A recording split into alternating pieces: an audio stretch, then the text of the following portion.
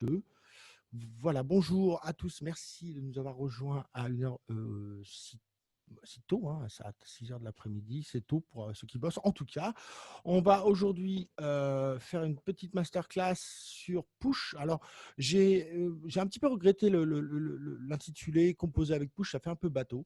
J'ai tellement de choses à dire et à vous montrer sur Push que bah, c'est vrai que j'aurais pu intituler différemment. Je vais cela dit, rester un petit peu sur ce que j'avais annoncé, quand même, montrer un petit peu les basiques de Push. Et on a une petite demi-heure de discussion ensuite où je pourrais aussi remontrer des choses spécifiquement qui vous tiennent à cœur. Et on pourra parler des autres fonctions de Push parce qu'il y a un monde entier complet de manipulation possible avec cet engin. Et c'est vrai que composer avec Push, c'est peut-être pas le titre le plus flatteur. Parce qu'on peut faire tellement de choses avec cet engin que voilà, on pourra peut-être voir d'autres choses plus tard. Alors je sais que Push est à l'envers, messieurs dames, j'ai tout fait pour vous le mettre à l'endroit sans avoir de lag, de latence, mais bon, on n'a pas pu faire ça, donc on va se débrouiller comme ça. Peut-être que quand alors soit vous vous mettez à l'envers sur votre canapé, ou soit vous trouvez, quand vous regarderez de nouveau la démo, si vous voulez la regarder, vous pouvez renverser la caméra, la vidéo sur votre ordi. C'est peut-être plus facile que se mettre à l'envers sur le canapé. Ça me On rappelle une met, on met histoire. le push à l'envers peut-être. Ouais, votre push à vous. Ouais, voilà, vous jouez à l'envers. En fait, c'est vrai. C'est comme ça qu'on fait Le en mieux, classe. je pense que le mieux, c'est encore de renverser l'écran. Oui, voilà, d'accord, ok, on fait ça. C'est comme John Lennon qui avait demandé à ce qu'on le mette les pieds au plafond sur une cabine de Leslie qui tournerait et on l'enregistrerait pendant qu'il tourne. Il avait demandé ça dans le studio et ils l'ont pas fait. Ils l'ont pas fait. Ils ont inventé le artificial double tracking à la place, la même nuit pour empêcher qu'on l'attache au plafond. Bref, ça n'a rien à voir. Bonjour. Merci. Merci pour la minute culture, Freddy. Ouais, c'est cool. Allez, on va commencer. Je vais quand même repasser un coup sur Zoom pour m'assurer que les micros soient tous bien fermés. Si vous voulez bien, en tout cas vous-même, messieurs, dames, vous assurer que vos micros soient fermés. Ça empêchera le flux audio d'être saccadé ou dérangé. Allez, je vais passer sur Push. Alors, Push, ça c'est Push 2 que vous avez sous les yeux. Je vais être franc avec vous, j'ai pas l'habitude de la langue de bois. Le Push 1 n'était pas à la hauteur de Push 2. C'était déjà assez cool. On a tous bien kiffé, mais je n'avais pas énormément d'utilisation à part en live, en mode user. Je n'avais pas beaucoup d'utilisation pour Push 1, même si c'est vrai qu'il y avait de l'espoir, et l'espoir a été nourri puisqu'on nous a donné Push 2. Et Push 2, voilà, c'est vraiment pour moi l'aboutissement. Vous savez que le 1 a été fait avec Akai, en partenariat avec Akai. Le 2 a été fait seulement par live, donc ça a été un échange de bons procédés, on va dire, de bons procédés entre les deux compagnies. Je pense que Live, en tout cas les devs de Live, j'imagine, je ne suis pas sûr, étaient très intéressés par la technologie des pads de Akai. Parce que les pads d'Akai sont quand même assez puissants, avec la MPC ou même les contrôleurs qui sortent. Ils ont vraiment une technologie de pad super puissante et d'autres technologies, je pense. Donc il y a eu un échange de technologies, mais qui n'a pas duré très longtemps. Et le Push 2 est fait entièrement par les développeurs de Live, avec les gens d'Ableton. Vous savez, si vous ouvrez Push, il y a la signature de tous les développeurs dans le capot de votre Push. Donc bon, je vous demande, vous me croyez, hein, vous n'allez pas ouvrir votre Push pour ça. Mais par contre, si vous ouvrez le capot, il y a la signature gravée sur le C'est la Push. Hein. classe. Ouais, c'est la classe. Ouais. L'amour du travail bien fait. Et ils ont fait une super machine. Alors, je suis évidemment certifié par Ableton, mais je ne travaille pas exactement pour eux.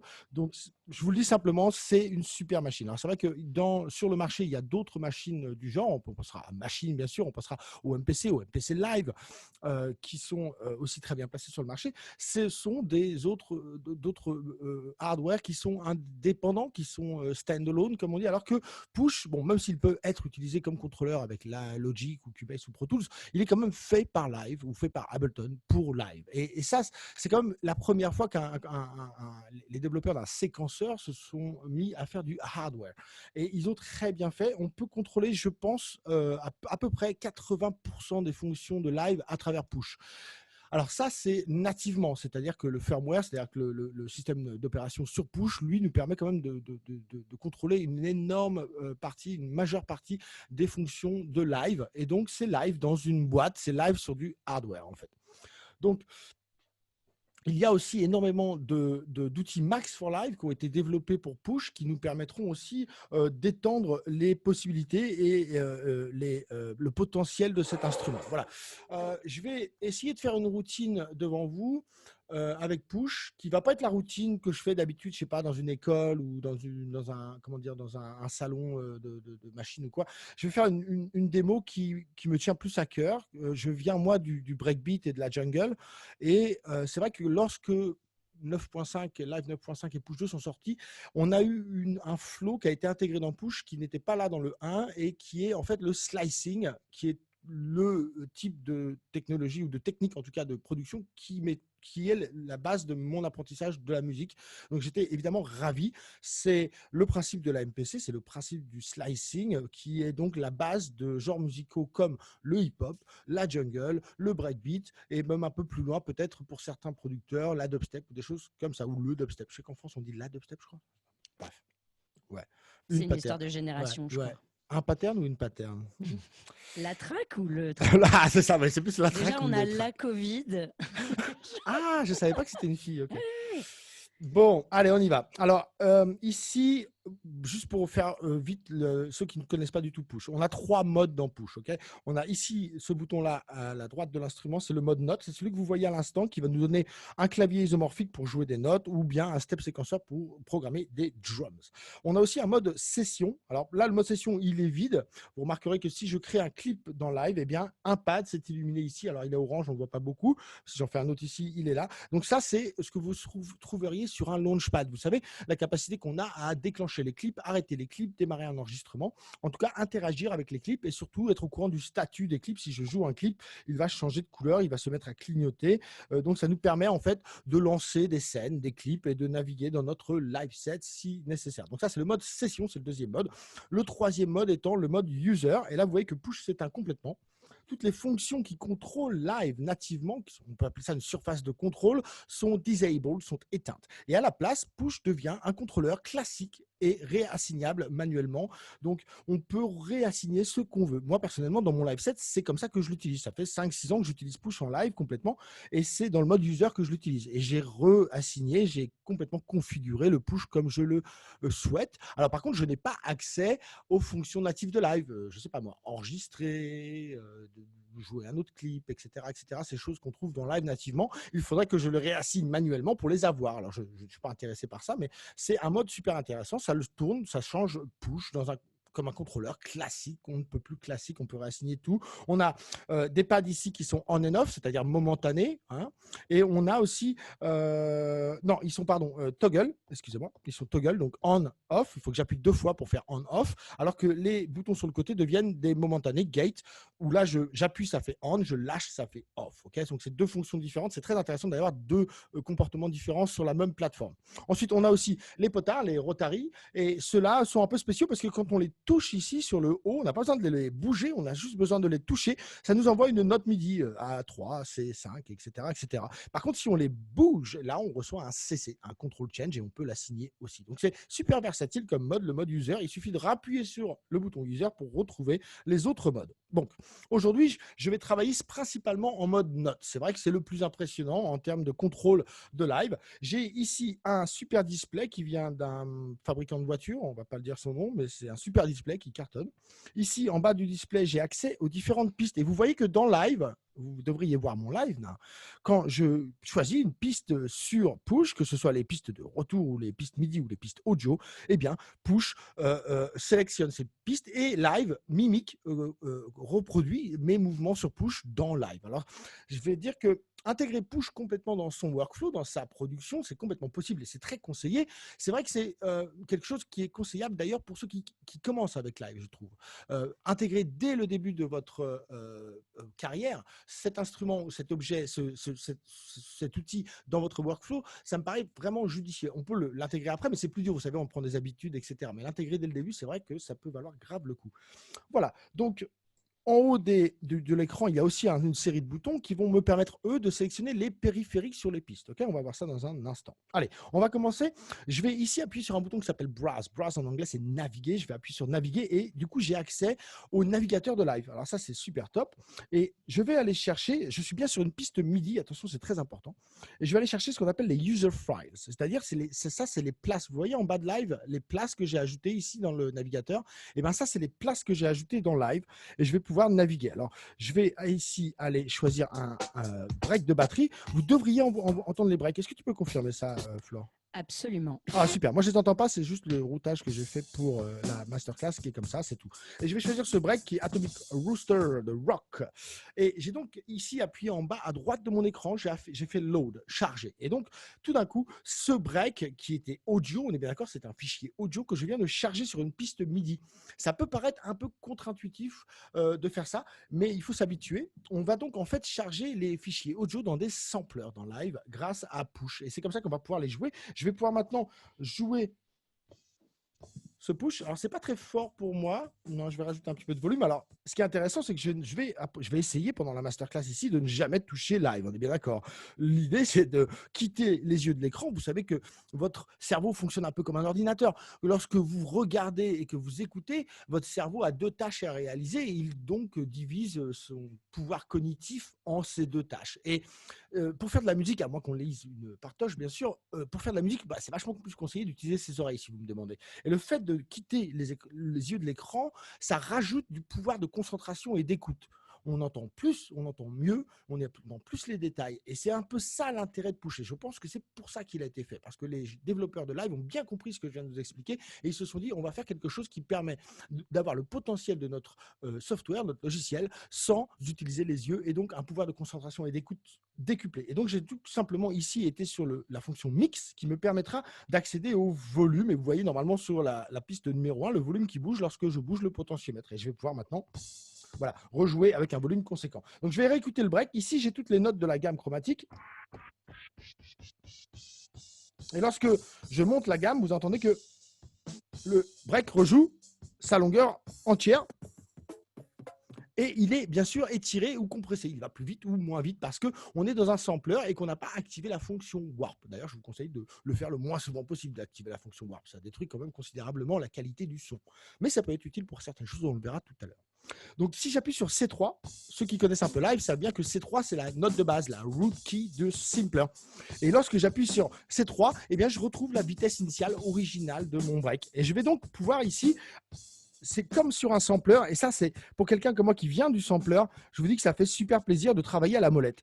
Et je vais pouvoir ici, regardez, déterminer le point de départ et le point de fin de mon break. Je ne veux pas garder le début du break parce que voilà. Et je vais donc aller chercher ce kick. Et je vais aussi raccourcir donc le break. Vous voyez que je peux déterminer la zone de jeu. Et je vais voir si ça tourne bien. Quand ça boucle, alors ça ne va pas boucler.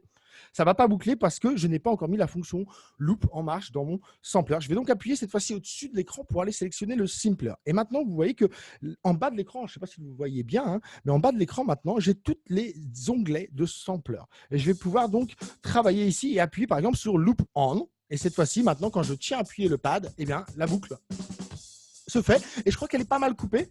Alors, on peut aussi zoomer. Regardez la forme d'onde sur Push qui s'agrandit. C'est quand même un truc de malade. Et je peux, cette fois-ci, correctement gérer la fin. Je ne sais pas si je suis bien là. Là, je suis bien. Ouais, ça c'est mieux, ok?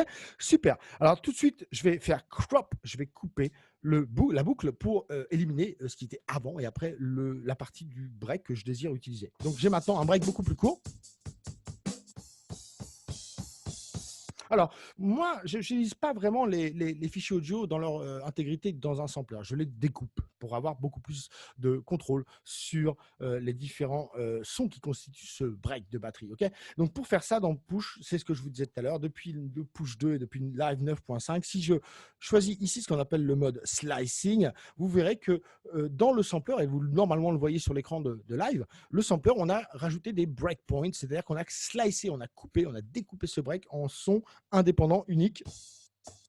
Et maintenant, directement sur le pad de Push, je retrouve les slices. Alors, comme je vous disais, pour quelqu'un qui vient du sampling et de la MPC et des sampleurs Akai, ça, c'est quand même une joie parce qu'avant, dans un sampleur Akai, il fallait quand même tourner une molette pour écouter chaque son. C'est un peu chiant.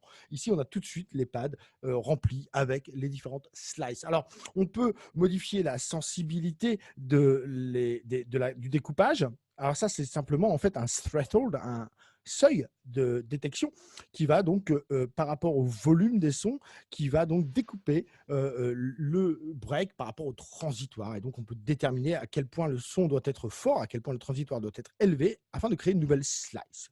Bon, en général, ça marche un peu tout seul déjà d'entrée de jeu. OK, on a fait ça, c'est la première étape. Je vais appuyer ici sur Convert. Il y a un bouton ici à gauche de l'unité.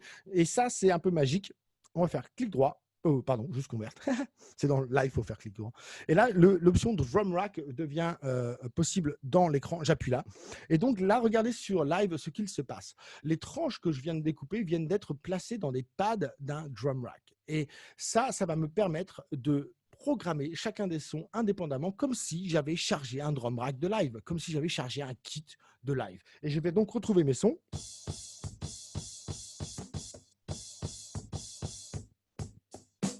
Alors, la première chose à faire, si vous êtes habitué à faire du slicing, vous le saurez, c'est d'aller nettoyer chacune des slices. On ne veut pas entendre de clic à la fin de nos slices. Alors, on va passer en revue chacune des slices et on va aller nettoyer la fin ou le début des slices grâce à deux boutons. Le bouton End ici qui va me permettre, donc, comme vous le voyez, de changer le point de coupure à la fin des breaks, comme vous le voyez. Alors, je vais peut-être ouvrir le pad numéro 1 ici sur live que vous voyez quand je bouge maintenant sur live, sur push, ça bouge aussi sur live. Et j'ai aussi la possibilité ici, regardez, de faire un fade. Vous voyez le fade out ici que je fais. Alors ça, c'est super pratique pour éviter les clics, évidemment. Et là, j'ai une super slice. Alors, c'est toujours assez jouissif de trouver une super slice. Je ne sais pas si vous me comprenez, mais c'est vrai que quand tu as un bon snare, extrêmement excitant. Et ouais, quand tu trouves un bon slice dans ton découpage, tu es quand même content. Alors là, elle est belle. Hein. Ah, ça c'est une belle slice. Elle est magnifique, Freddy. J'adore.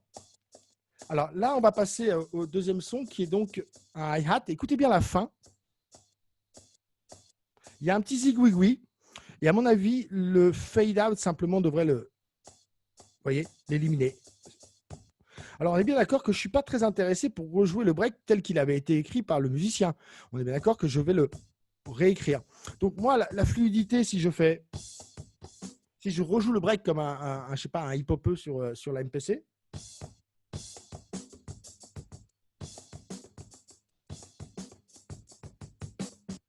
ça ne m'intéresse pas de faire ça, de les jouer dans l'ordre. Moi, je vais les réorganiser, on est bien d'accord. Et ça, c'est quand même super cool. Allez, je vais vite m'atteler à ma tâche. Vous l'entendez bien le clic là, hein, n'est-ce pas? Oui.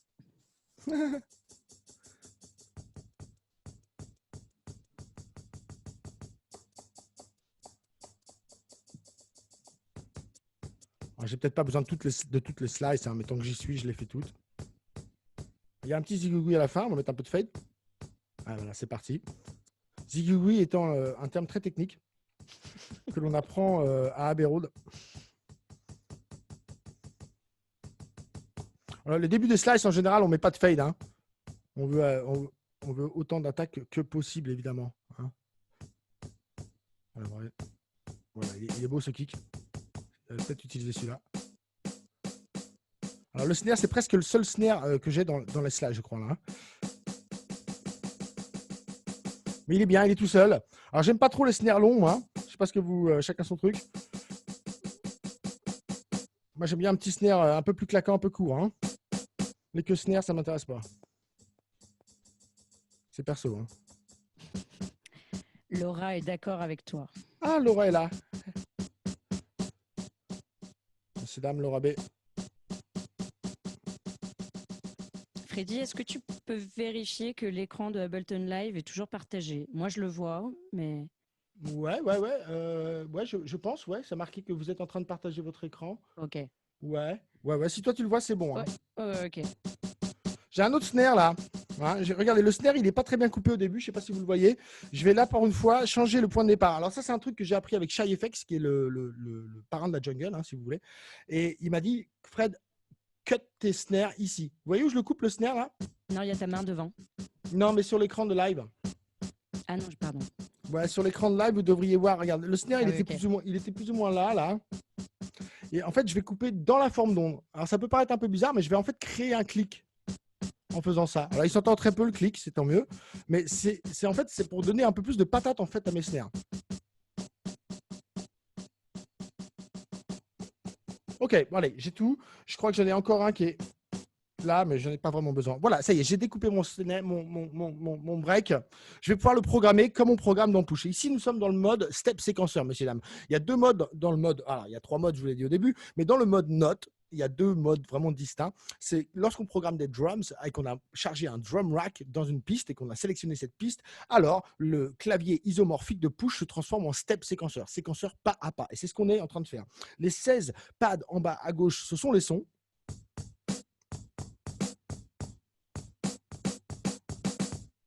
OK. À gauche, à droite de ces pads, les 16 pads suivants, ce sont les séquences, les patterns, c'est-à-dire les boucles dans le clip. Alors, regardez ici, je vais créer une boucle d'une barre, un clip d'une barre. Voilà. Et dans Live, alors ça ne marche pas, c'est super. Alors, pourquoi, qu'est-ce qu'il me fait là? Flore à l'aide. Il veut pas que... Il veut pas que je mette le... C'est étonnant ça, il veut pas que je fasse le bidule. Ah, on va changer de track et on va revenir. Ouais. Voilà. Il a dû bugger un petit peu. Hein. Non. Ok. Ah, c'est parce qu'il y a déjà un clip de sélectionné, Freddy. Eh oui. Grand bêta. Allez, hop, je fais une. Voilà, j'ai double-cliqué le pad et j'ai fait un clip d'une barre. Alors, je vais ouvrir ce clip. Vous voyez, il fait une mesure. Si je veux allonger ce clip, je tiens le premier pad, j'appuie sur le deuxième pad et je fais un clip de 2 barres, etc. 4 barres. Et maintenant que j'ai 4 barres, regardez, je peux aussi aller jongler dans les mesures. Donc, je peux aller, par exemple, chercher la barre, la mesure numéro 3. Je double-clique dessus, double-tape dessus, et voilà, le live a loupé, a bouclé juste cette barre. Vous voyez, donc on peut naviguer très facilement dans une boucle qui est plus longue. C'est-à-dire que si elle fait 4 barres, on peut en fait, comme un peu comme une boîte à rythme, on peut aller chercher différents moments d'une pattern pour les jouer en live ou les sélectionner. Okay, je vais travailler sur 2 mesures. J'ai toujours l'habitude de travailler mes beats sur 2 mesures. Et donc, vous voyez maintenant la tête de lecture qui défile sur les 16 pas, sur les 16 pads qui sont en haut. Alors, il y en a 16 parce que ici, à droite de la grid, à droite de la matrice, j'ai sélectionné 16. Maintenant, j'ai sélectionné 8 et vous voyez que mes pas sont 2 fois plus grands et 2 fois plus lents, on pourrait dire aussi. Et là, je reviens sur 16. Alors, je travaille sur 16 en général. On va prendre ce joli kick, on va le mettre au début de la pattern et voilà. Maintenant, j'ai un kick au début de mon beat et je vais programmer.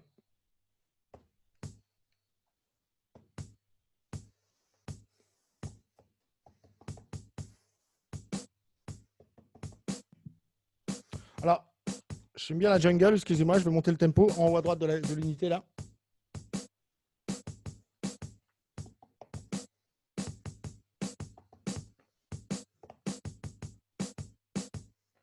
Oh, ça c'est cool ça. Ok, c'est cool. On va aller chercher un hat. Alors celui-là il est chouette, mais il est un peu long. Je vais m'en faire un court. Voilà, je vais donc, ici vous le voyez, rendre ce snare, ce hat beaucoup plus court. Ouais, je vais le programmer maintenant.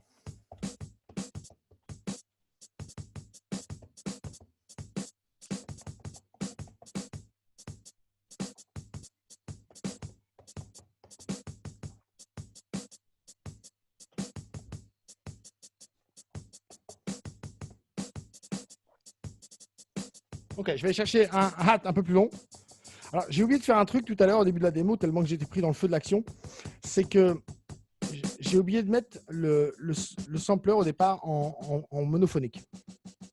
Et ça, c'est important et je ne fais que l'oublier, surtout quand je le montre aux gens. Ouais, celui-là, il est chouette de hat, ok?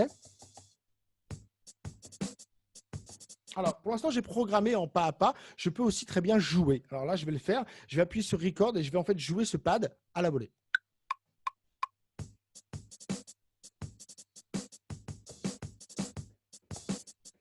Voilà, comme ça.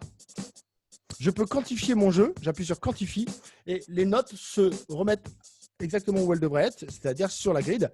Par contre, si je veux du swing, regardez, je vais monter le swing de live. Alors, il n'y a qu'un seul swing dans live, contrairement dans Push, pardon. Il n'y a qu'un seul swing, contrairement à live, où on peut choisir plein de swings différents. Et je vais donc monter le swing. Alors, je vais le monter beaucoup pour vous faire écouter. Regardez, je vais le mettre à 65, je fais jamais ça. Et je vais appuyer sur Quantifier. Et vous entendez le hat? Comment il a swingé? Alors, c'est horrible, hein, mais je vais redescendre à peu près 20 et je vais requantifier. Voilà. Alors, on pourrait dire, OK, ce serait cool aussi, Freddy, de changer quelques vélocités parce que là, c'est un peu droit. Je vais donc sélectionner, par exemple, les hats que j'avais programmés et je vais appuyer sur la fonction clip ici et je vais rester appuyé sur le pad. Et maintenant, j'ai ici… je me suis trompé. Comment c'est déjà ouais.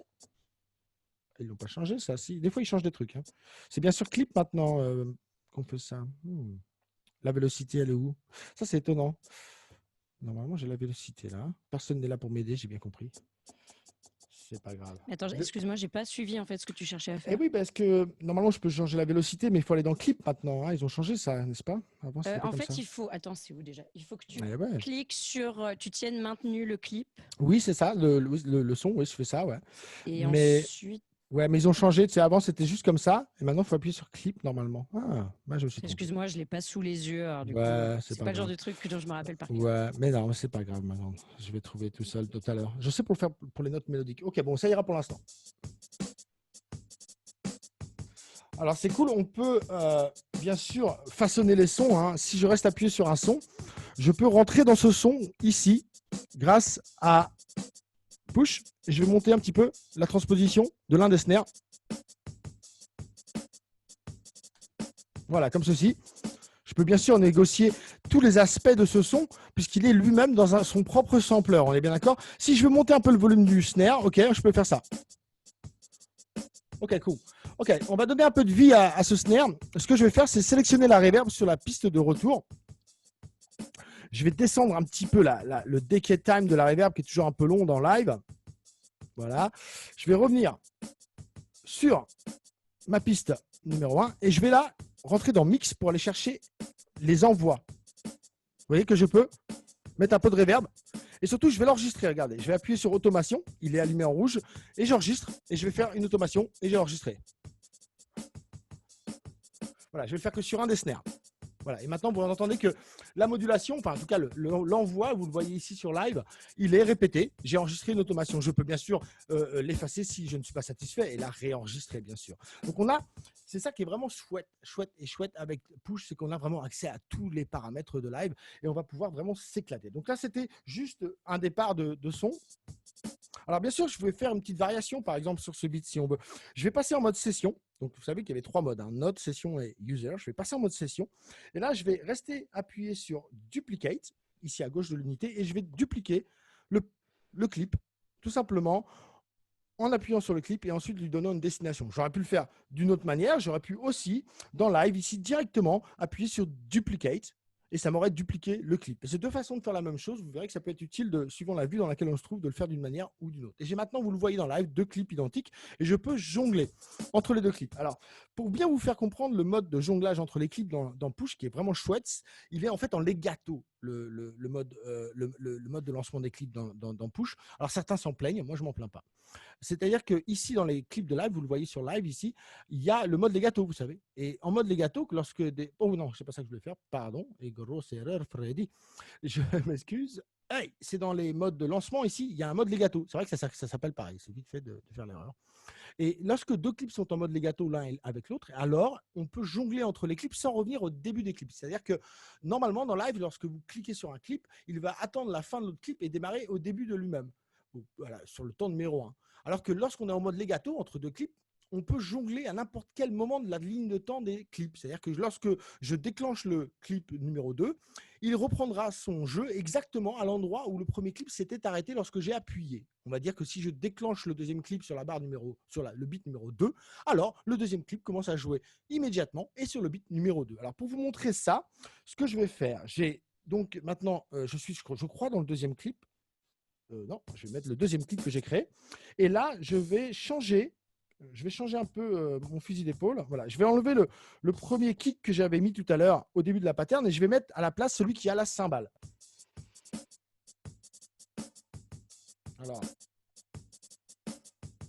Alors il n'a pas jonglé? Non, ok. Peut-être ne l'ai-je pas fait. Si, je l'ai fait. Alors c'est dans l'autre clip que je l'ai fait. Voilà. Le voilà. Alors non, il ne l'a pas fait parce que je crois qu'il y a un hi-hat qui joue au même moment ou un truc, non? Hop, ah, ouais, il y a un truc là. Alors, il faut trouver le son qui nous embête. C'est celui-là, je crois. Et voilà. Donc là, vous entendez que on a le breakbeat avec la crash cymbal au début. Ouais. Et là, je vais jongler entre les deux. Je vais d'ailleurs changer un petit peu le beat du deuxième pour que vous voyez vraiment bien ce qui se passe. Je vais juste changer complètement le beat. Ouais. Comme ça, on va bien entendre la différence entre les deux. Allez. Donc là, je suis sur le beat numéro 2. Il est différent, vous entendez? Et je vais jongler entre les deux, regardez. Et là, je suis en fait en train de jongler à la volée entre les clips. Et vu qu'ils sont en mode legato, moi, je trouve ça génial parce que du coup, je peux complètement mélanger les deux clips à la volée. Et ça, c'est super, surtout quand vous faites des jams ou quand vous jouez live, c'est juste vraiment le top. Ok, allez, on va passer une baseline maintenant parce que ça devient long, cette histoire de beat. Quelle heure avons-nous là? On a 32 déjà. Oh mon Dieu, je n'ai rien fait encore. Allez, je fais vite une baseline.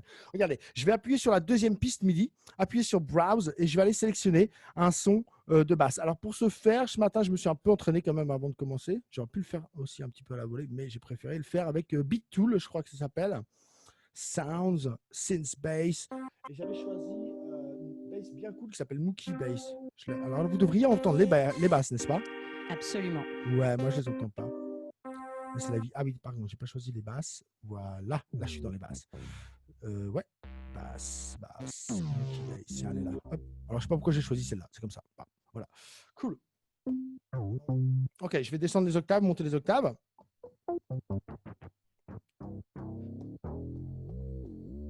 Alors là, vous avez le clavier isomorphique de push. C'est plus du tout un step séquenceur, un séquenceur pas à pas. C'est un clavier qui s'adapte à la gamme dans laquelle vous le mettez. C'est-à-dire que ici, je suis en mode in key. Je suis en clé, je n'ai que 7 notes. Alors, vu que ça glidait, vous ne l'avez peut-être pas entendu, mais 1, 2, 3, 4, 5, 6, 7, 0, OK. Et je n'ai pas les notes qui ne font pas partie de la gamme. Alors, j'appuie sur le bouton Scale ici, et ici, paf, je reviens en chromatique. Alors, cette fois-ci, j'ai les 12 notes. Bon, je ne les joue pas bien, mais il y en a 12. Alors, moi, je préfère travailler en mode key, personnellement. Et regardez ici sur l'écran, vous ne le voyez pas bien, mais je peux sélectionner la gamme dans laquelle je veux être. Je vais me mettre en sol mineur, par exemple, au hasard.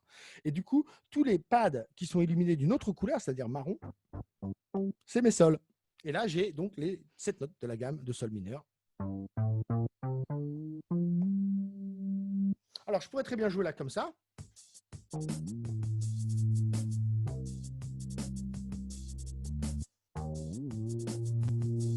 Etc., etc. Bon, pourquoi pas. Mais j'ai envie de vous montrer autre chose. Je vais appuyer sur le mode Layout. Et là, je tombe sur un autre mode que peu de gens connaissent. C'est un mode séquenceur, pas à pas, mais mélodique. Alors ça, j'adore. Alors, je vais ici, en fait, pouvoir programmer, comme je faisais avec les drums, je vais pouvoir programmer mes notes MIDI. Alors ça, c'est chouette, regardez. Je vais rester appuyé sur Layout et je vais décider, OK, je vais faire 2 mesures. Et ici, je peux déterminer le nombre de mesures, comme on le faisait tout à l'heure avec les beats, en fait. Et donc, vous voyez que ici, maintenant, j'ai une tête de lecture qui est suivie sur 2 mesures. Alors, j'aime pas ça. Je préfère qu'elle reste bloquée sur la première mesure. Et vous voyez que maintenant, quand j'ai appuyé, elle ne me montre que la première mesure. Ça va me donner du temps pour négocier ma bass. Alors, on y va.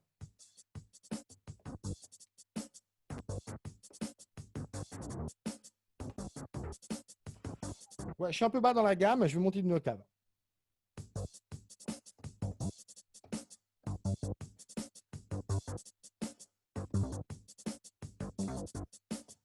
Allez, je vais passer à la deuxième mesure.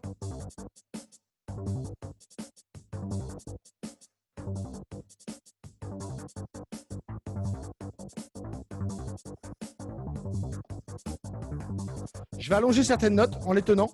Et là, comme je disais tout à l'heure, je vais aller dans le mode clip. Et je vais allonger les notes pour créer des glides. Je peux aussi bien sûr changer leur vélocité. Et je vais maintenant aller designer ma basse en rentrant dans le mode device.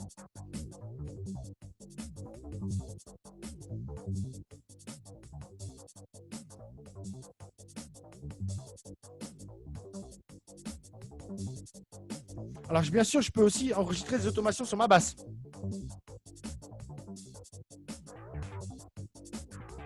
Et j'ai maintenant enregistré du filtre sur la basse. Je peux régler les volumes, etc., etc.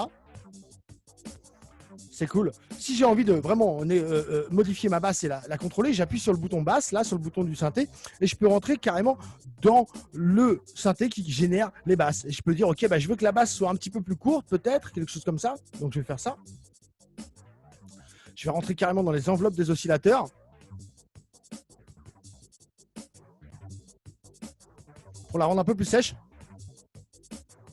Par exemple, c'est juste un exemple parmi tant d'autres. Juste pour vous montrer. Et je tiens à arrêter le son pour vous dire ça. La première fois que j'ai reçu mon pouce, reçu mon push, pardon, j'ai pas reçu mon pouce, j'ai reçu mon push.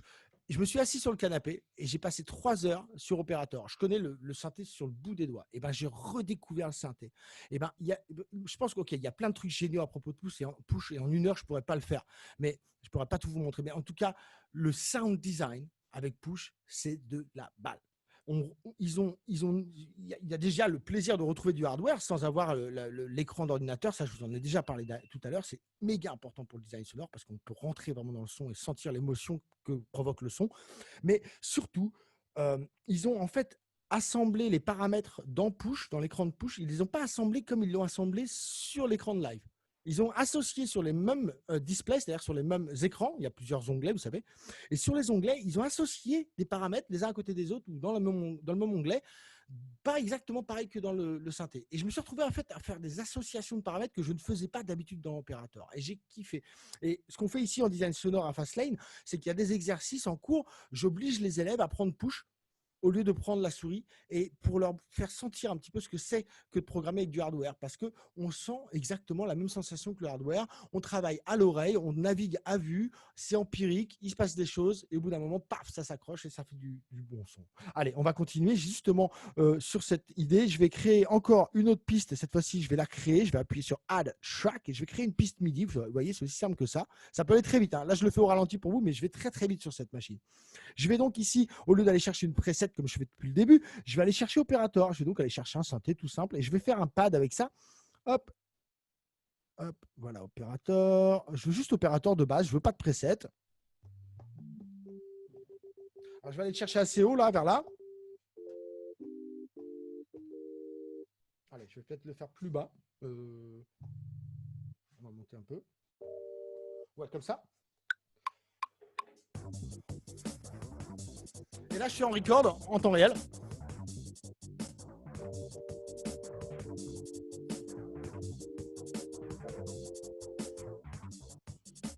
Ouais, j'ai plutôt en refaire un. J'étais un peu slack.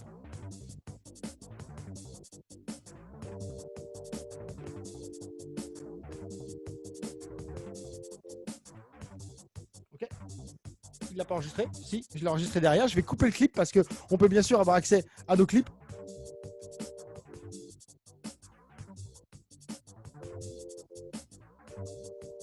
Je vais quantifier.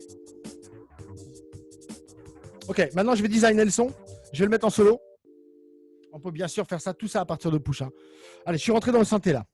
J'ai donc Operator devant les yeux. Ce que je vais faire, c'est que je vais descendre le course ici. Je vais changer l'enveloppe pour avoir une enveloppe plus calme, genre en mode pad. Ok, ça marche. On va mettre le deuxième oscillateur en marche. Ok, cool. On va monter son level.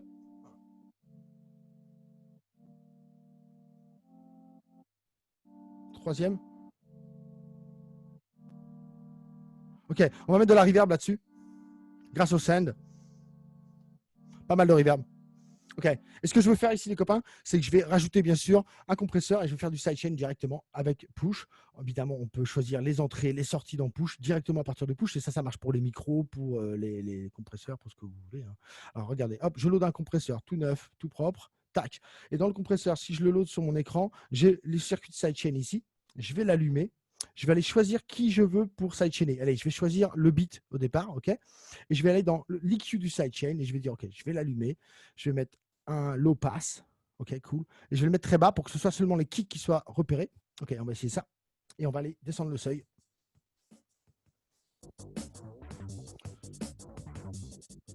Alors, je vais revenir à mes synthés. Je vais éteindre la basse, allumer le pad. Alors, il n'y a plus rien, c'est normal. Le compresseur l'empêche de travailler. On va descendre notre seuil. Allez, travail. Ah, j'ai dû zapper quelque chose. Output gain. Non, pas ça, Freddy. Allez, on revient sur le compresseur. J'ai dû me planter dans mon sidechain. Alors, hop, qu'est-ce qui... Ouais, il a l'air de recevoir le sidechain nickel. Sidechain gain. Yes, ok, good. Sidechain EQ. Oui, ça c'est on. Ah oui, j'ai mis listen. Ok, d'accord. Erreur de ma part, pardon. Alors, est-ce qu'il est on? Ah non, il était off. Voilà, ça y est.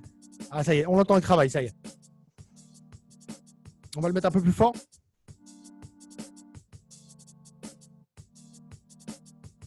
On va le mettre très fort. C'est bon, ça marche. Ok, cool. Vous entendez le sidechain, je crois. Hein? Yes.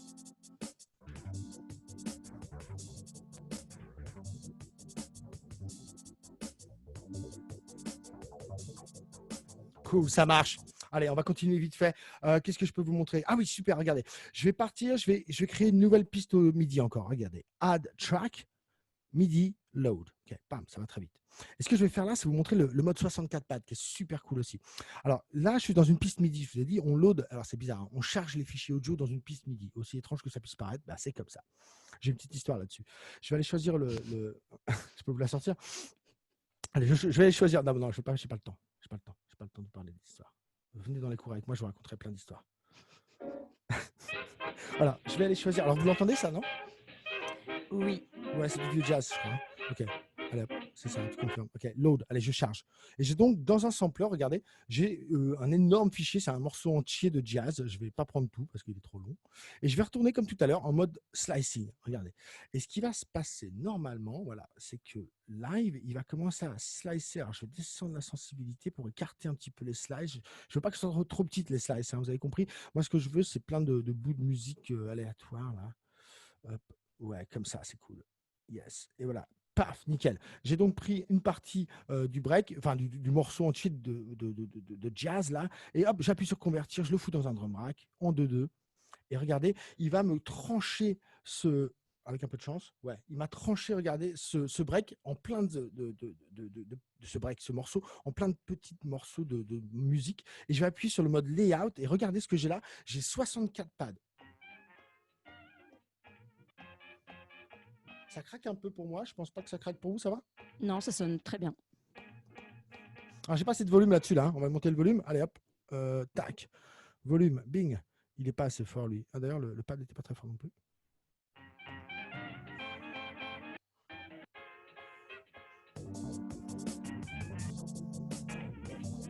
Ah, c'est super. On peut choisir vite.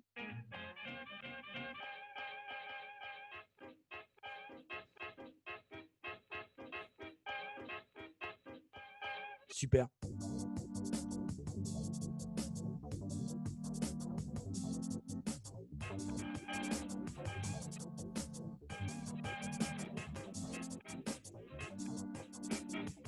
Ah, j'ai peut-être pas bien choisi.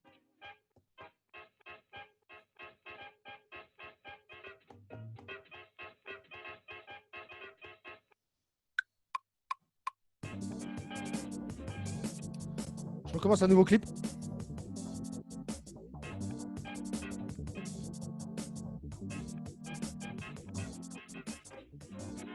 Je vais pas aller trop loin avec ça. Je vais juste le recouper vite fait parce que je sais que j'ai pas démarré au début. On va écouter ça. Ah, il n'est pas très fort, bien sûr. Je vais mettre un peu de reverb aussi, tant que j'y suis, un peu de delay. Tiens, allez, hop, ça va le rentrer T'es dans un ça. fou. Ouais, je suis un gueudin, moi, je suis un gueudin. Laissez-moi pas faire. Ok, on est parti.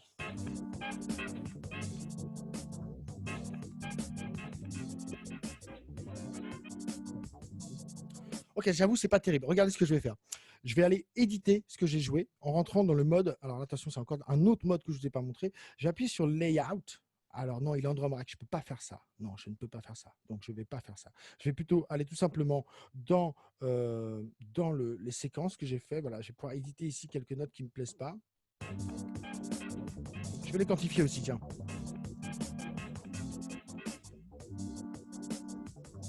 Ouais, pourquoi pas, hein, c'était assez rigolo. Bon, c'est pas idéal, mais.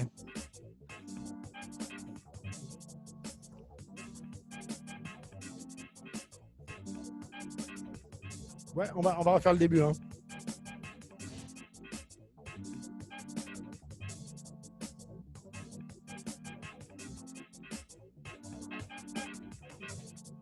Je ne l'ai pas amélioré. Alors, on va faire autre chose. Non. Là, des fois, ça marche, des fois, ça ne marche pas. Et puis là, il y a la pression, il y a tout le monde qui me regarde, j'en ai marre. Non, je rigole. Allez, je vais mettre un arpégiateur. Tiens, soyons fous. Regardons ce qui se passe, on ne sait jamais. Allez, on va le mettre en solo, on va regarder ce qui se passe avec l'arpégiateur.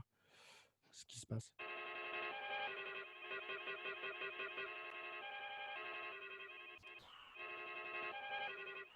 Mets un petit écho par-dessus. Ah, c'est déjà le bordel, non? Ah, je sais pas. On va voir.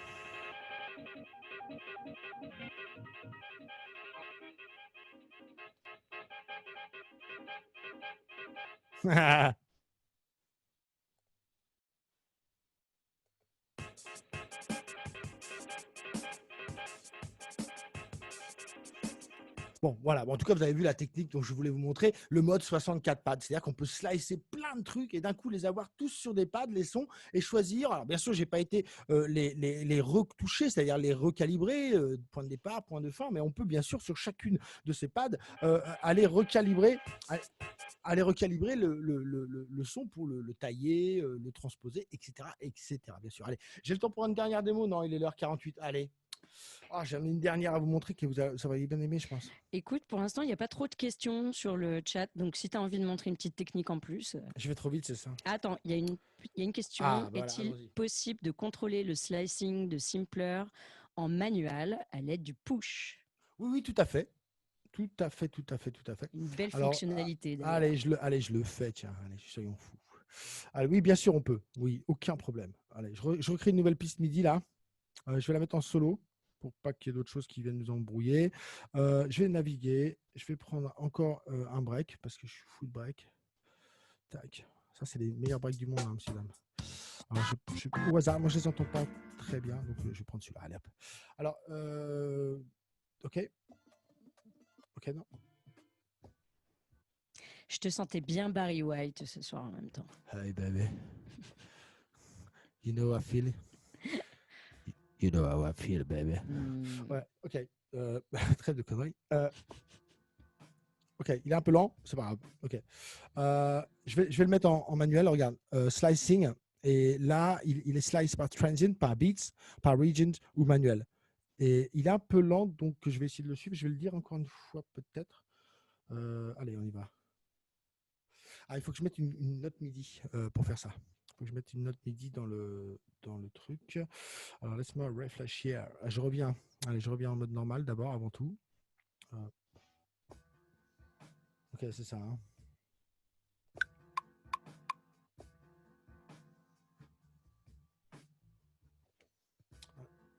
Allez, je le quantifie. Voilà, donc j'ai une note MIDI, vous voyez, je vais pouvoir montrer ce que je voulais montrer tout à l'heure. Je vais l'allonger, la note MIDI. Il y a un autre mode layout, c'est celui-ci, regardez, messieurs, dames. C'est un mode,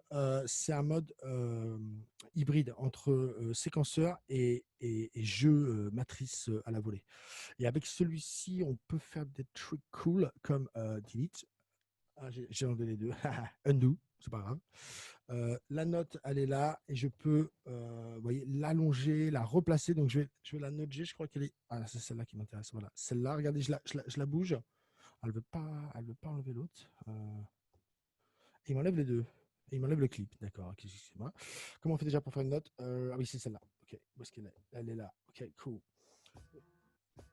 Je vais enlever cette note. Tac. Je crois que c'est comme ça. Non, c'est pas comme ça. Mais c'est pas grave, j'en mets une autre. Paf. J'en mets une là. OK, cool. Comme ça, les quantifier. OK. Et length, OK. Et là, je peux gérer ma length correctement. Voilà, pour la mettre bien sur la longueur. OK, cool. Et là, on devrait entendre le break. Oui, non, il n'est pas lancé le break. Allez, je le brosse. Tac. Ça marche. OK, cool. Allez, je reviens en mode slicing pour répondre à ta question. Whoever you are, baby. C'est Monsieur Preskovic qui pose cette question. Ah, OK. Allez, on-y. Manual. Tu vois, j'ai mis le slicing by manual. On y va. Alors là, il me faut un métronome, hein, je crois, pour faire ça. Shoe live. Ah, il ne veut plus le faire. Qu'est-ce que j'ai fait? Parce que c'est comme ça qu'on fait. Je te montre. J'essaie de te montrer.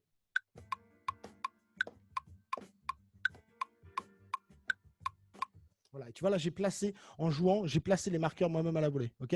Alors, bien sûr, je peux aller les déplacer, ces marqueurs. Aucun problème. Est-ce que tu peux monter un petit peu le volume de cette piste, s'il te plaît? De Barry.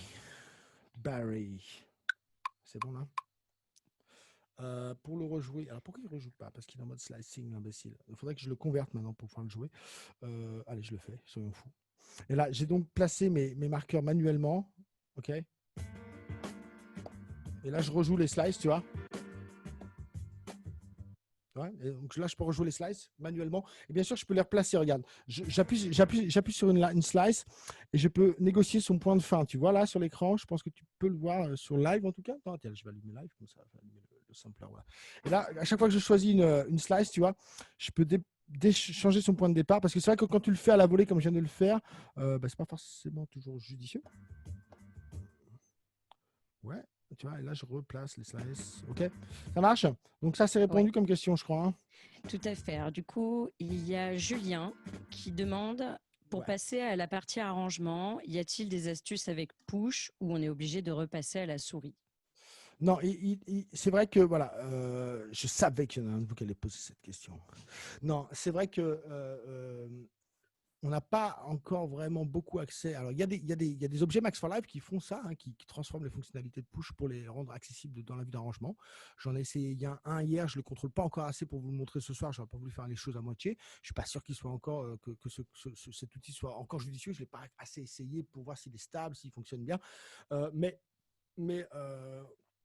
la question se pose évidemment. Hein. Alors on peut enregistrer un arrangement, il n'y a aucun problème. Hein. Il suffit de faire Shift Record et on enregistre dans l'arrangement. Ça, c'est pas un problème. Par contre, pour aller éditer l'arrangement, et c'est ça la question, n'est-ce pas? On ne peut pas encore aller éditer l'arrangement avec Live, avec Push. Mais par contre, je pense que on peut le dire. Je pense qu'à un moment ils vont le faire, non? C'est obligé. Oui, Enfin, on peut le dire, tu, j'espère. tu peux quand même faire pas mal de choses dans le sens où tu peux enregistrer des automations et tu peux continuer à éditer tes pistes, charger des effets sur tes pistes et tout, mais c'est sûr sur la construction du morceau, placer les clips et tout ça, c'est en arrangement. Là, pour l'instant, il n'y a pas ces possibilités. Non.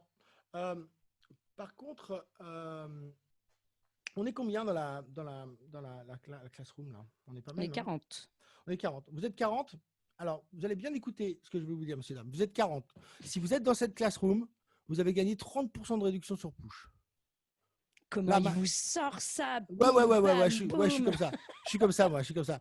Là, maintenant, si vous avez assisté à cette masterclass, on vous offre 30% de réduction sur push. Si vous en avez déjà un, on ne peut pas vous les rendre, les thunes, hein, c'est trop tard. Mais par contre, si vous demandiez si vous voulez acheter un push, peut-être que les 30% de réduction, c'est quand même, je crois, à peu près 150 balles de moins, hein, sur le prix d'un push. Et là, maintenant. Donc, en fait, on a vos noms, on sait qui vous êtes, et on va vous envoyer un email avec un coupon. Mais je crois que c'est aussi en répondant au formulaire, non? Alors, ouais, si vous Ah. répondez au formulaire de satisfaction, tu as raison de me le rappeler, j'avais oublié en fait, je fais semblant. Euh, Si vous répondez au questionnaire de satisfaction qu'on va vous envoyer, ne vous inquiétez pas, c'est juste un Google Form avec 4 questions pour vous demander comment ça s'est passé la masterclass. Rien de personnel ou quoi que ce soit. Donc, on va vous envoyer à la fin de cette masterclass un petit mail avec un Google Form, avec juste c'était bien, c'était pas bien, qu'est-ce que vous voudriez voir, tout ça, tout ça. Un petit questionnaire pour savoir comment ça s'est passé pour vous. Et si vous répondez à ce questionnaire, on vous envoie un coupon pour acheter Push à 30% moins cher. Perso, je vous le dis direct, c'est très rare. Hein. Ableton Oui. ne font pas de prix sur Push. C'est très, très rare. Moi, en 6 ans d'école, ici, on a eu une seule fois en 6 ans, des coupons à 30% pour Push pour les élèves. C'était une seule fois. Et c'est très rare, j'ai déjà demandé, ils ne veulent pas. Hein. Donc, vous avez beaucoup de chance. Je vous le dis tout de suite, si vous êtes intéressé, sautez sur l'occasion. Si vous voulez en acheter un, c'est vraiment le moment de le faire parce que c'est très rare comme proposition. Voilà. Donc, je ne sais pas s'il y en a 10 d'entre vous, 20 d'entre vous, ou même 2 d'entre vous qui vont bénéficier de ce coupon. Mais voilà, c'est pour vous parce que vous avez bien répondu à l'appel ce soir. On est content que vous soyez là. Alors, voilà. Euh, Il y a une, Ouais, question, vas-y. oui, il y a une question de Simon qui demande, est-ce qu'il y a des fonctionnalités pour faciliter l'écriture de suites d'accords, créer des renversements, assigner un accord spécifiquement à un pad? Oui, tout à fait. Oui. Alors, on va faire ça. Pouf, pouf, pouf, pouf. Allez, je vais éteindre un peu le bazar que j'ai mis. Et à la place, je vais donc je vais laisser le beat. Ouais, je vais laisser le beat, il est pas mal mon beat en fait. Et puis, je vais faire add track. Je vais donc rajouter une piste MIDI toujours. Et allez, je vais aller chercher un clavier, ok? Euh, genre, genre un Rhodes ou un truc comme ça, ouais. Hop, tac, pour faire ça, c'est pas mal. Alors, keys, pianos and keys. Yes, pianos and keys. Voilà. Hop. Alors, vous pouvez vous déplacer aussi avec les flèches là pour aller plus vite. Je le fais bien. Hein. MNOP, hop, Old School Road. J'adore ce son. C'est mon favori. Il est où? Ah, il est pas là. Si, il est avant. Old School Road. Il est là. Hop, tac. Voilà, super. Allez, on va faire ça. Ok, donc les accords en push, bon, évidemment, tout est possible. C'est super facile, même pour quelqu'un comme moi qui a aucune idée de ce qu'il fait. On est un peu plus haut.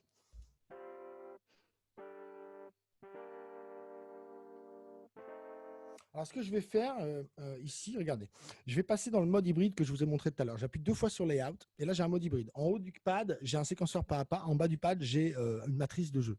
Et là, je vais faire ça. En enregistrant, je vais jouer simplement les accords. Vous allez voir.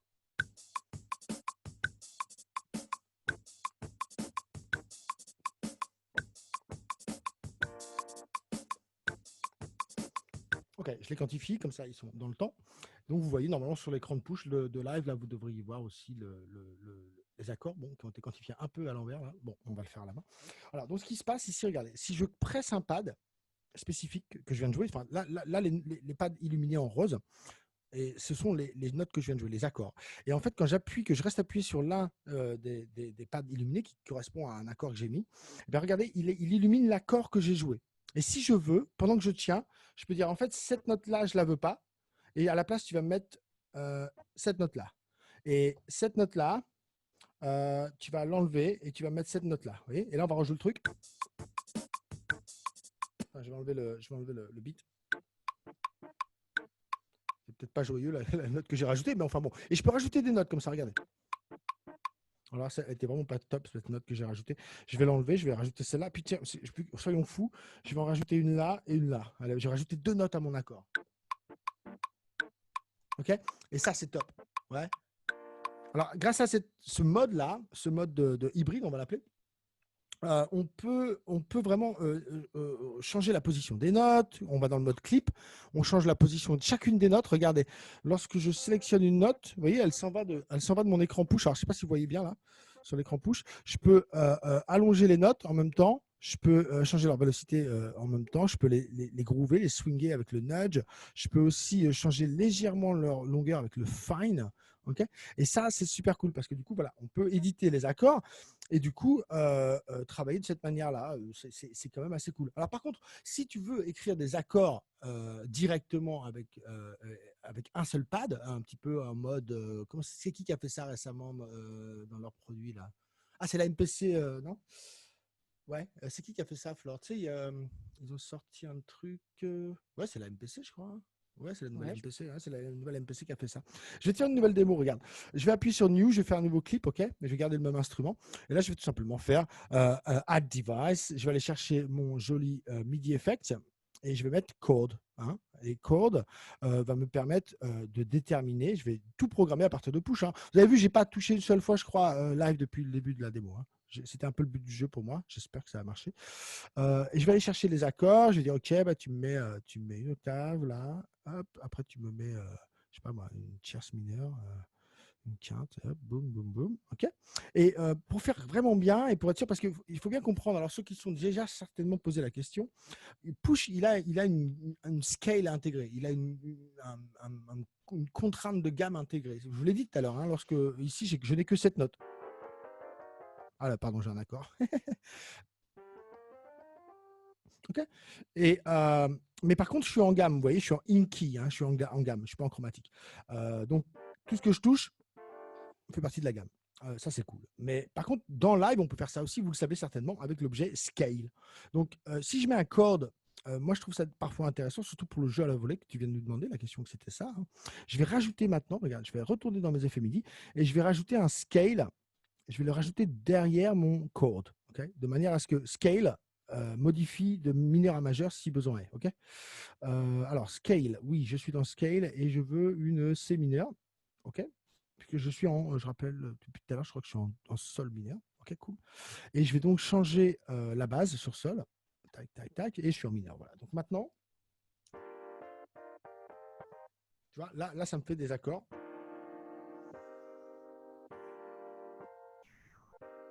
On va faire accord 1, accord 2.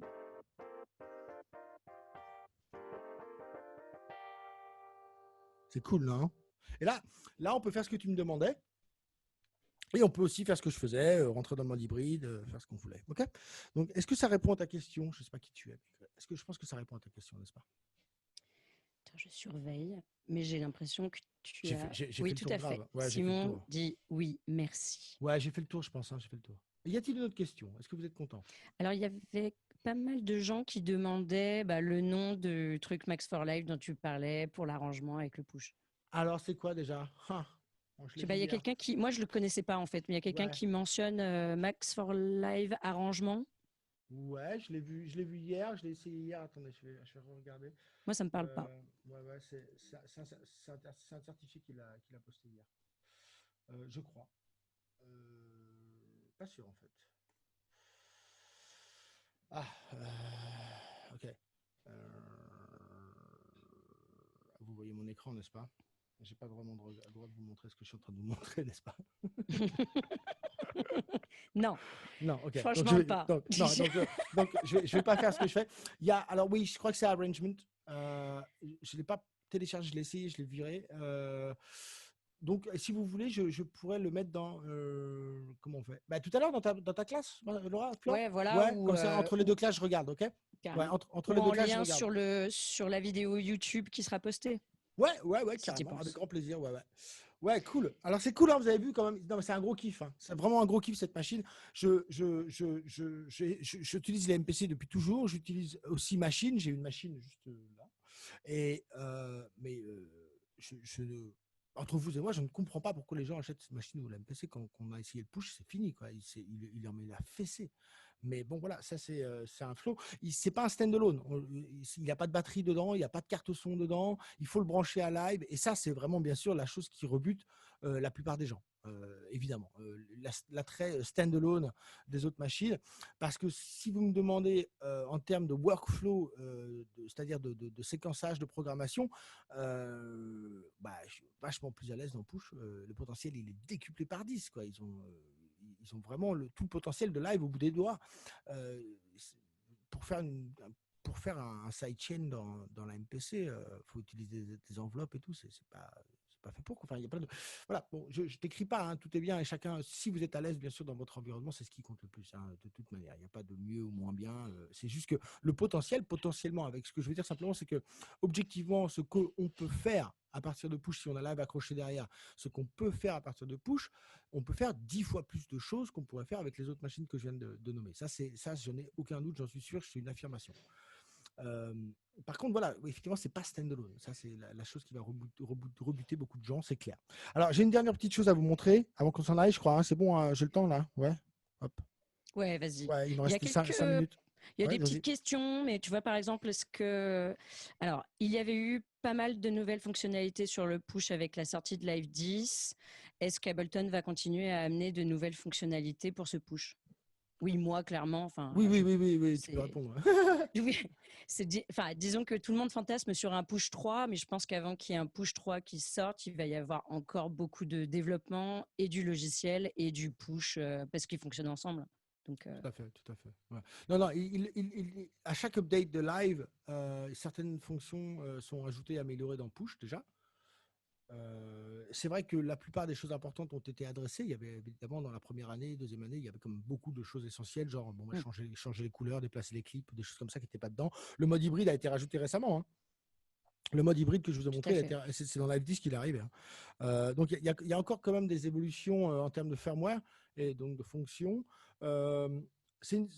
En termes d'ergonomie, à part rajouter une carte son, peut-être, évidemment, c'est un choix, une demande assez commune de la part des gens. En termes d'ergonomie, bon, voilà, il est top. Hein, il est vraiment au top.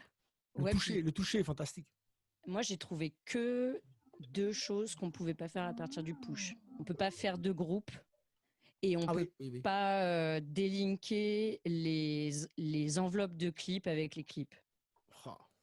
Mais voilà. Mais c'est rien. Enfin, je Ouais. veux dire, par rapport à tout ce que tu peux faire, et au final, tu n'as jamais besoin de prendre la souris. Ouais, tout à l'heure, je cherchais pour faire la démo, je cherchais aussi comment boucler les enveloppes dans Operator à partir de push. Alors, j'ai peut-être pas bien regardé, mais il y a quelques petites C'est effectivement vrai que fonctions que je cherchais là. Oscillateur, Other. Ah, si, il y a le mode double. ouais, Je dis le des truc, bêtises. c'est Il y est, que, il tu y vois, est. opérateur, il y a tellement de pages que c'est. Ouais, non, mais il y est. Ça y est, je l'ai trouvé devant vous. Alors, moi, je voudrais rajouter. C'est vrai que vous avez bien vu que bon, je fais un peu de la pub pour ce truc-là parce que je le trouve fantastique. Je le trouve vraiment génial. Il y a truc qui est assez surprenant avec Push, c'est que quand tu ne sais pas où est la fonction, bah, tu la trouves tout seul. Ça, c'est un truc qui m'a sidéré depuis le début. C'est qu'ils ont une logique cartésienne et que à chaque fois que tu dis ah bah attends, j'aimerais bien faire ça, oh ça doit être ça, et paf, à chaque fois que tu fais une combinaison, tu te dis oh bah pour digiter ça, pour bouger ça, ça doit être ça le truc. Et ça marche à chaque fois. Il y a vraiment une logique implacable. Et on peut vite, si on connaît Live en tout cas, on peut très très vite trouver les fonctions, se l'apprendre en fait le push, hein, très très vite. C'est super logique, je trouve.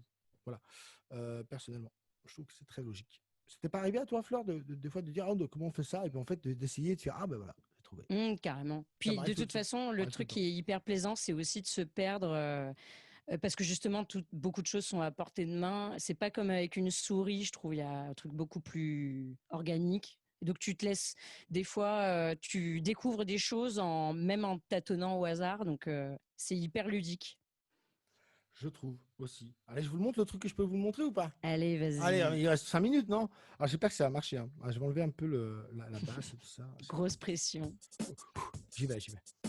Je vais prendre une piste audio cette fois-ci et je vais vous montrer comment en fait je vais pouvoir ici directement grâce au mode mix choisir les entrées et les sorties de la piste. Ici dans Push, je peux par exemple allumer mon micro. On va essayer de faire ça. 1, 2, 1, 2. Alors normalement, ouais, 1, 2, 1, 2. Ah oui, bah, évidemment, j'ai pas choisi la bonne carte son. Alors un truc que je crois qu'on peut faire, mais je suis pas sûr, c'est choisir les inputs et les outputs. Ah ouais, c'est ça. On ne peut pas faire ça, je crois, Flore. On ne peut pas mettre en place une certaine carte son. Je crois pas. C'est-à-dire, C'est pour une entrée? Ouais, choisir la carte son de live, en fait. Si pour une entrée, je peux, mais si la carte son n'a pas été choisie dans les préférences, Ah oui, oui, non, je je peux pas. crois, ouais, je Tout crois à pas que fait. je puisse choisir la carte son. Par contre, une fois que la D'accord, carte son, et ça y est, tout à c'est fait. fait. Ah merde, par contre, tu vois, les entrées, les sorties, je peux. Tu vois, ça, je suis obligé d'aller dans les préférences, je crois. Ah, Mm. ouais. Ouais. Alors, on va essayer de choisir ça. Et maintenant, vous devez m'entendre un peu plus fort. Ouais, on t'entend en double aussi. Ouais, en double, c'est normal. C'est cool. Parce que je passe en live maintenant aussi. Ça va durer une seconde, ne vous inquiétez pas. Où on était? Ah, on était là. Donc, je vais armer la piste. Regardez, je vais appuyer sur. Tac. Reste appuyé sur le bouton. Là, ça arme la piste, normalement. Ouais. Je vais vite fait enregistrer ma voix. Essayer, en tout cas.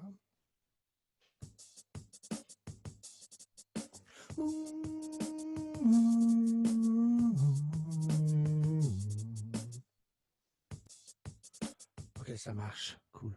Je crois que ça a marché. Je vais revenir en auto. Hop, voilà. Et je vais désarmer la piste, comme ça je suis plus en double. Ok, j'ai le son. Alors je crois que je fais comme ça, je le fais pas souvent ça. Mais je vais pouvoir en fait mettre ce son dans un sampler, regardez. Je viens de l'enregistrer à la volée comme ça. Alors j'avais pas choisi la carte son, désolé. Et là, je viens de le foutre dans un sampler en 2-2. Et si je rentre dans le sampler, je le mets par exemple en monophonique, ça devrait être assez cool. Et je vais sélectionner la piste et regardez, j'ai ma voix, je vais avoir ma voix sous mes yeux.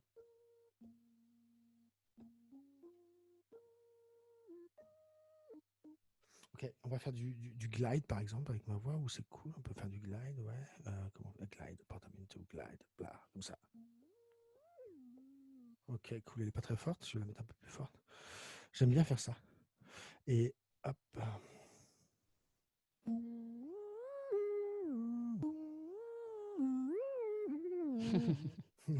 C'est bête.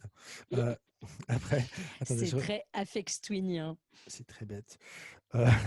Et regardez, je vais rentrer dans le. J'aime bien faire ça. Et après, je vais rentrer dans le warp. Je vais allumer le warp. Je crois que c'est ça, ouais. Allumer le warp. Tac. Et là, je peux faire ça. No glide.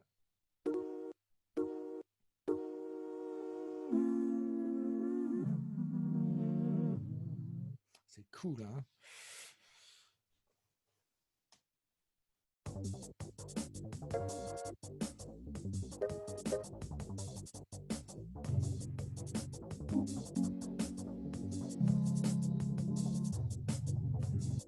Alors, j'ai changé de pitch, c'est pas idéal.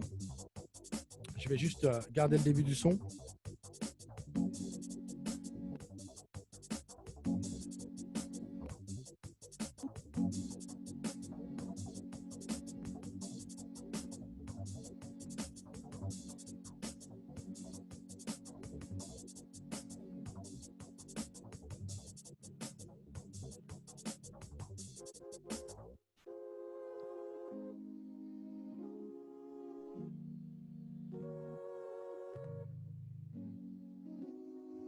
C'est cool, non? À partir de la voix, immédiatement, on peut créer des sampleurs et des synthés et les mettre grâce au warp. En fait, en allumant le warp, on peut s'assurer que toutes les notes, qu'elles soient à une octave d'écart. Alors, ça sonne un peu crado, il faudrait que je gère un peu le début et la fin de la boucle, mais vous voyez, les notes ont la même taille. On a stretché puisqu'on a mis le warp en marche. Et si j'avais chanté dans la bonne gamme, ce qui n'est pas le cas, je crois, et ben en plus, voilà, j'aurais. Ah, le carillon. J'aurais carrément ce que je veux dire, c'est que les 7 notes de ma voix seraient en gamme. Alors, je ne sais pas si j'ai chanté dans la tonalité, je ne pense pas. On va essayer ça, voir.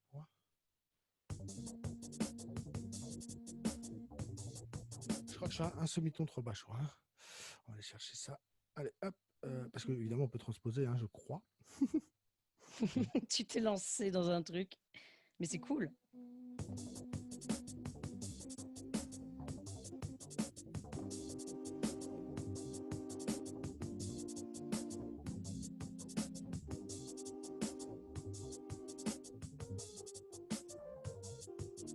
Vaut mieux pas que je joue, là, j'ai la ridicule.